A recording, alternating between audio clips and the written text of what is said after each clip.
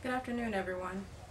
How many of you can remember where you were on September 11th of 2001 during the terrorist attack of the Twin Towers?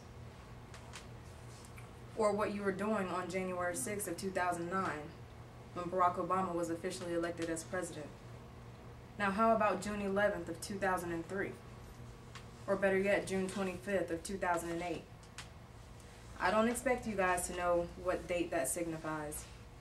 Their names? Miss Darla K. Latham and Miss Donna Fitzgerald. As you can see from the visual aids that I have provided, the two were very attractive women.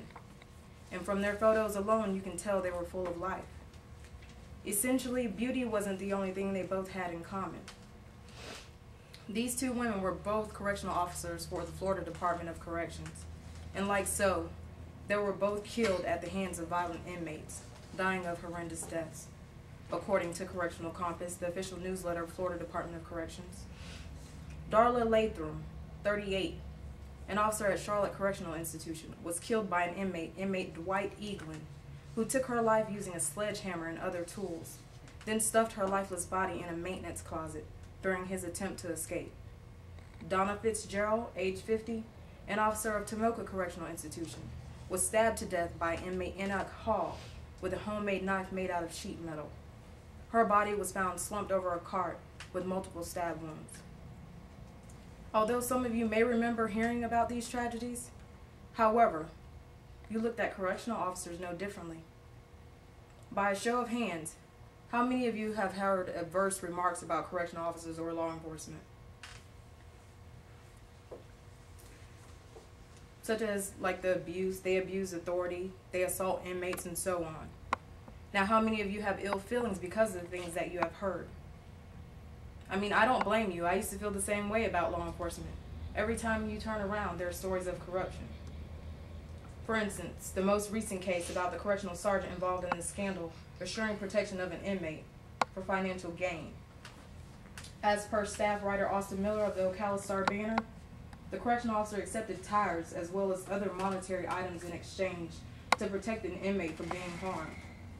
Tires? I mean, that's a bit absurd, but times are hard now and you can almost expect anything. Then there was the correctional officer arrested for assaulting his pregnant wife. To sit on top of a pregnant woman's stomach and constantly slam her head into the floor, according to Rick Cundiff, reporter of Star-Banner, is heartless. How can a man of the law do such thing? Both cases right here in Marion County. Such acts have caused society to disdain correctional officers. And with this recession and no raises, many more schemes, scandals, and acts of violence are going to surface within the department. However, the acts of an individual should not be utilized to make judgment for the whole entity. I mean, what if the populace chose to judge you by what one of your corrupt family members have done and disparaged you and your family because of it? Is that fair? Of course not. But unfortunately, that's just how society is. And instead of dwelling on the good of a family, be it your work family, church family, or your at-home family, society and the media feeds off of negativity. And these very same acts have taught us to forget about the good in individuals, and the good including in the good in the correctional officers. I mean, did any one of you hear about the 24-year-old correctional officer in Essex County who donated bone marrow to a complete stranger just to save a 13-year-old child's life? No, of course not. Or how about the correctional officer who saved a woman and a child's life on I-75 years ago?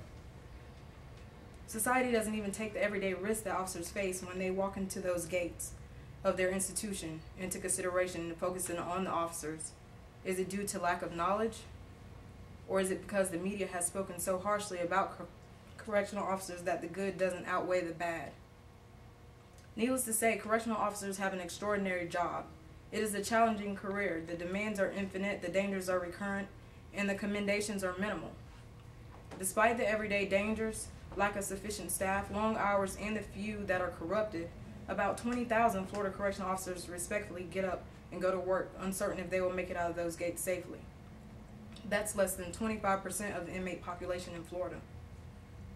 According to the Florida Department of Correction Bureau of Research and Data Analysis, 28.7% of inmate population are murderers, rapists, or child molesters.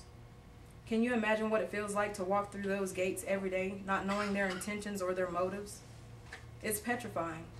especially when the only means of defense are chemical agents, tactical defense, or electric immobilizing devices. There have been many officers whose lives were lost and many injured in the line of duty, duties that may seem undemanding to individuals on the outside, such as supervising inmates, instructing inmates while maintaining control and security at all times. To be specific, care, custody, and control, which may seem simple to those of us who have kids. The Florida Department of Corrections' mission is to protect the public safety, to ensure the safety of department personnel, and to provide proper care and supervision of all offenders under the jurisdiction while assisting, as appropriate, their re-entry into society, which can be found on the main page of Florida Department of Corrections' webpage. Although the duties and responsibilities of officers seem minimal, it's the everyday challenges and risks that are dangerous.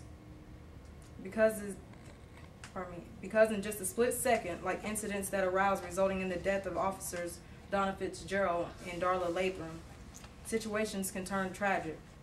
So my message to you today is to respect what is not seen or heard of, and know that these officers are risking their own lives for the safety and protection of you and others. By the way, my name is Tiffany and I'm a correctional officer. Thank you.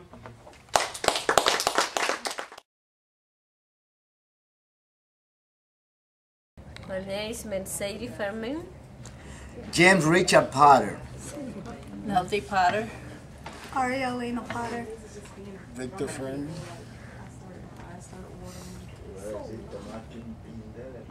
Your name? Judine. T. Cal Harrison. Tiffany Bird. Victor Furman Jr. My name is Stephanie Keith.